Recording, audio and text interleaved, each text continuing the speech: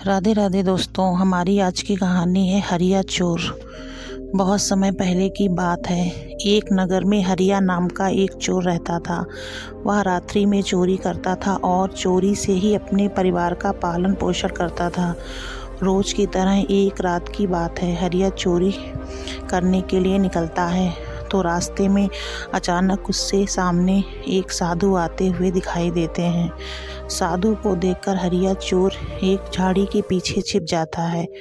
उन साधु ने हरिया चोर को छिपते हुए देख लिया था। फिर वे साधु वहीं पहुंच गए जहां हरिया चोर छिपा हुआ था। साधु को अपने पास खड़ा देखकर हरिया चोर बाहर निकलता है और साधु को प्रणाम करके उनसे हाथ जोड़ करके पूछने लगा कि महाराज, क्या बात है, आप मेरे पास क्यों खड़े हैं।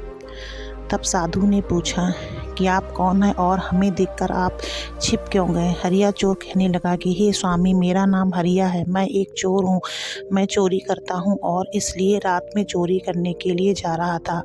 लेकिन आप एक साधु हैं, कहते हैं कि साधु भगवान का रूप होते हैं और इसलिए मैं आपको देखकर छिप गया। तब साधु कहते हैं, अरे हरिया, तू अपने जीवन में ऐसे काम क्यों करता है जो तुझे छिपना पड़े। तुम कोई और काम धंधा देख लो। तब हरिया चोर कहने लगा कि हे महाराज, चोरी का काम तो मेरा खानदानी है। मेरे पिताजी भी चोरी करते थे और पिताजी के पिताजी भी चोरी करते थे। मेरे पास और तो कोई काम धंधा है नहीं। मेरे पास इतना पैसा भी नहीं है जो हम उन पैसे से कोई काम धंधा कर सकें। इसलिए चोरी करना मेरा खानदानी पेशा है और मैं चोरी से ही अपने परिवार को पालता हूँ। तब वे साधु कहते हैं, ठीक है, लेकिन एक बात हमारी मानोगे। तब हरिया चोर कहने लगा, देखिए महाराज, आप चोरी के बारे में कुछ मत कहना, बाकी जो भी आप कहेंगे मैं उसे मानूंगा। साधु कहते हैं कि ऐसे नहीं, मुझे वचन दो और वादा करो कि मैं जो भी कहूँगा आप वही करोगे और मेरी बात को मानोगे। तब चोर कहने लगा कि महाराज क्षमा करना, चोरी के बारे में मना मत करना। चोरी ना करने के लिए हमसे वचन मत लेना, क्योंकि हमारा परिवार भूखों मर जाएगा। मेरे पास और कोई धंधा बिजनेस नहीं है। बाकी आप जो भी कुछ कहेंगे मैं वही करने के लिए तैयार हूँ और इसके बाद मैं आपको वचन देता हूँ और वादा भी करता हूँ। तब साधु कहते हैं कि आप चोरी करते हो उससे मुझे कोई लेना देना नहीं है, लेकिन एक बात हमारी याद रखना कि अपनी ज़िंदगी में कभी किसी से कोई झूठ मत बोलना, बस हमेशा सत्य ही बोलना। बस मेरी इतनी सी बात को मान लेना। तुम्हें चोरी करनी है तो करो, चोरी करने के लिए मैं तुमसे मना नहीं करता हूँ। इतना कहने के बाद साधु के आगे के लिए चल देते हैं और हरिया चोर चोरी करने के लिए आगे के लिए बढ़ जाता है। हरिया चोर जब थोड़ी दूर पर पहुंचा तो सामने से एक व्यक्ति आता हुआ नजर आया। जानते हो वह व्यक्ति कौन था?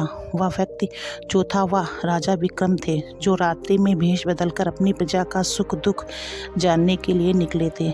जब राजा विक्रम उस हरिया चोर के समझ आ जाते हैं तो राजा विक्रम ने पूछा, अरे भाई, तू कौन है और कहाँ जा रहा है? इतनी रात में यहाँ क्या कर रहा है? महात्मा को दिए हुए वचन के मुताबिक हरिया चोर कहने लगा, मैं एक चोर हूँ और मैं चोरी करने के लिए जा रहा हूँ। यह सुनकर राजा विक्रम बड़े ही अचंभित हो गए और सोचने लगे कि यह कैसा चोर है, चोरी करने के लिए जा रहा है, वो भी सत्य बोलता है कि मैं चोरी करने जा रहा हूँ। यह बड़ा अजीब तरीके का चोर है। राजा विक्रम पूछते हैं, तू झूठ बोलता है, तू चोर हो ही नहीं सकता है।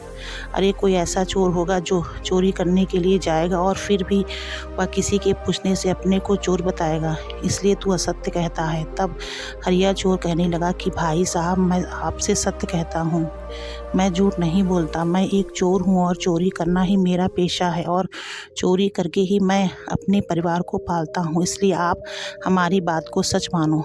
राजा विक्रम को लगा यह चोर सच बोल रहा है। तब राजा विक्रम ने कहा, तेरा नाम क्या है भाई? चोर कहता है, मेरा नाम हरिया है। राजा विक्रम कहने लगे, ठीक है, तुम चोरी करने के लिए जा रहे हो और मैं भी चोरी करने के लिए ही निकला हूँ। मैं भी एक चोर हूँ, आप पुराने चोर हो और मैं एक नया चोर हूँ, इसलिए हम दोनों चोरी करने के लिए आगे चलते हैं और चोरी का जो भी माल मिलेगा वो हम दोनों आधा आधा बांट लेंगे। बताइए, क्या मैं तुम्हारे साथ चोरी करने के लिए चल सकता हूँ? हरिया चोर राजा विक्रम की बात सुनकर तैयार हो गया। वह यह नहीं जानता था कि उसके साथ चोर के भेष में जो व्यक्ति है वह राजा विक्रम ही हैं। उसके बाद राजा विक्रम और हरिया चोरी करने के लिए आगे बढ़ते हैं। तब राजा विक्रम ने कहा, अरे हरिया भाई चलो आज यहाँ राजा के राजमहल में चोरी करते हैं। हरिया चोर कहने लगा, अरे भाई मरवाओगे क्या? अरे राजमहल में चोरी करोगे? यदि यहाँ के राजा को पता चल गया तो कल सुबह ही मुझे फांसी लगवा देगा। मैं भी मारा जाऊँगा और तुम भी मेरे साथ मारे जाओगे, इसलिए राजमहल में चोरी करने नहीं चलेंगे, कहीं और चलेंगे। तब राजा विक्रम कहते हैं, अरे हरिया आप परेशान क्यों हो रहे हो? आप घबराइए नहीं, राजमहल का जो खुफिया रास्ता है वह मुझे अच्छी तरह से मालूम है। हरिया ने पूछा कि वो तुम्हें कैसे मालूम है? तब राजा विक्रम कहते हैं कि मैं भी किसी समय यहाँ के राजमहल का सदस्य था। किसी कारणवश यहाँ के राजा ने मुझे निकाल दिया है और मुझे इस राजमहल के जितने भी खुफिया रास्ते हैं वो सब पता है, इसलिए आप चिंता मत करो और मेरे साथ चलो, राजमहल में ही चोरी करते हैं। आप घबराइए नहीं, कुछ नहीं होगा। हरिया चोर राजा विक्रम की बात को मान लेता है और वह राजा विक्रम के साथ राजमहल के पीछे छुप जाता है।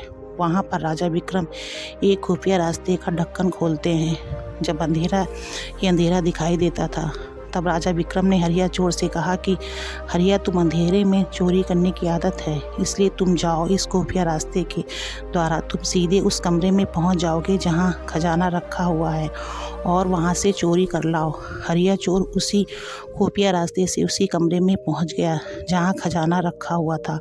हरिया चोर ने देखा कि पूरा कमरा सोने चांदी और हीरे जवाहरातों से भरा हुआ है और एक छोटा सा बक्सा सबसे ऊपर रखा हुआ है। हरिया चोर ने सबसे पहले वह छोटा बक्सा ही उठाया और खोला। उसको खोलते ही उसकी आंखें चकाचौंध हो गईं। उसने देखा कि उस बक्से में 5 हीरे रखे हुए हैं। उन्हें देखकर हरिया चोर बहुत ही प्रसन्न हो गया।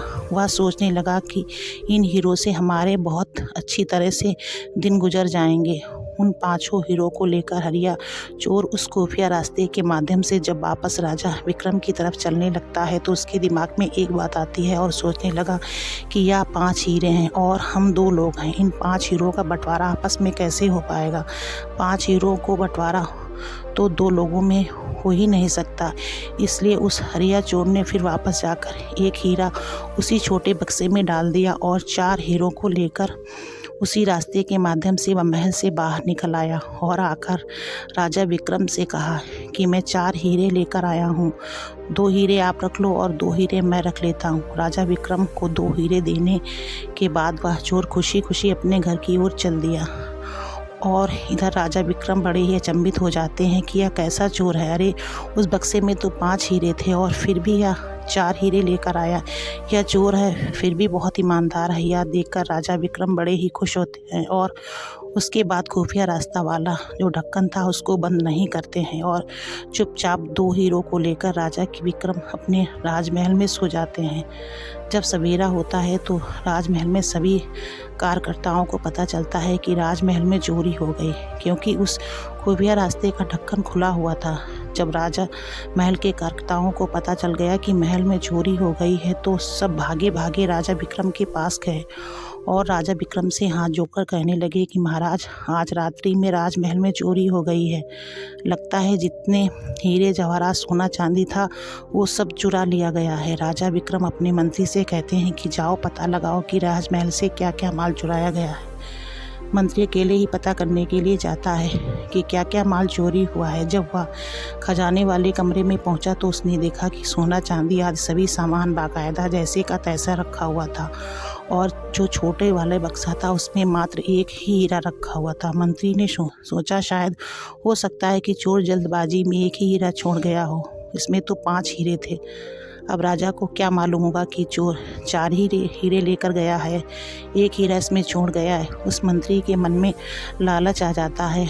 वह सोचने लगता है कि अगर चोर पकड़ा जाएगा तो यह 5 हीरों की चोरी उसी पर रखी जाएगी और यह एक हीरा मुझको मिल जाएगा, मुझ पर कोई शक भी नहीं करेगा। इसलिए उस मंत्री ने हीरा चुपचाप अपनी जेब में रख लिया और आकर राजा विक्रम से कहने लगा कि महाराज, और तो सारा माल बाकायदा सही रखा हुआ है, लेकिन एक छोटे बक्से में जो 5 हीरे रखे थे वह 5 हीरे गायब हैं, 5 हीरे चोरी हो गए।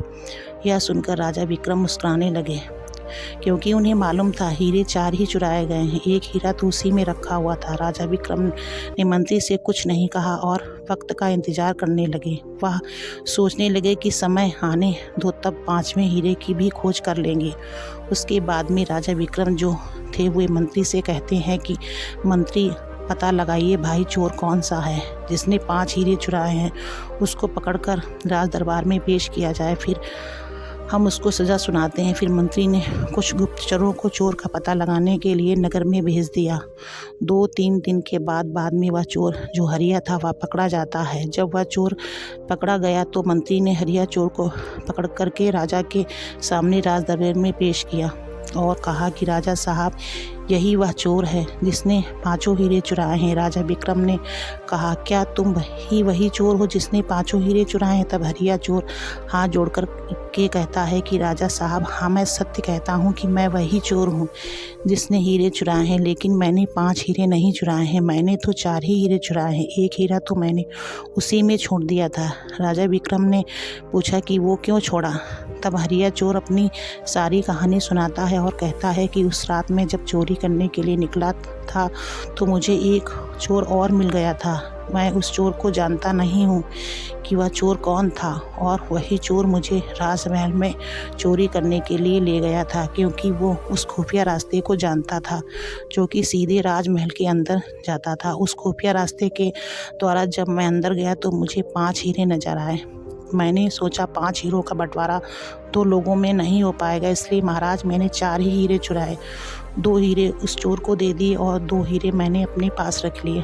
5वां हीरा मैंने उसी बक्से में छोड़ दिया था। मुझे नहीं मालूम कि अब वो कहाँ है या कहाँ गया है। ये मैं सत्य कहता हूँ, हे महाराज, अब मैं उस चोर को भी नहीं जानता कि वो कौन था।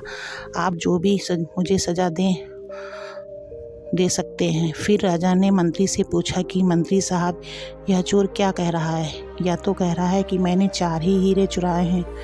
मंत्री हरिया पर गुस्सा में भड़कते हुए कहता है, अरे चोर, तू तो झूठ बोलता है, तूने ही 5 हीरे चुराए हैं और तू कह रहा है कि मैंने 4 ही हीरे चुराए हैं। सच सच बता, नहीं तो तेरी खैर नहीं। इतना कहकर मंत्री राजा से कहता है कि महाराज, ये झूठ बोलता है, इसकी बात पर विश्वास मत कीजिए और इसको ऐसी सज़ा दीजिए जिससे सुनकर अन्य चोरों के कलेजे भी कांप जाएं।